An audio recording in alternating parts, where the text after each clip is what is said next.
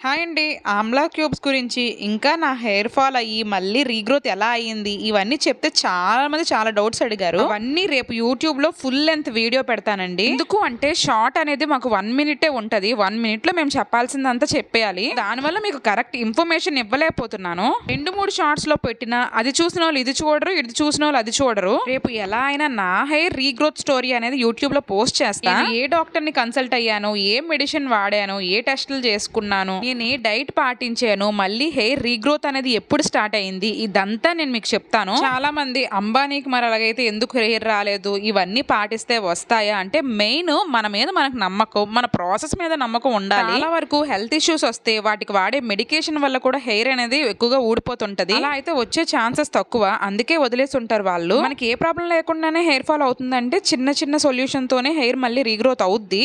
నా ఎక్స్పీరియన్స్ మాత్రమే చెప్తున్నాను, నచ్చితే ట్రై చేస్తారని.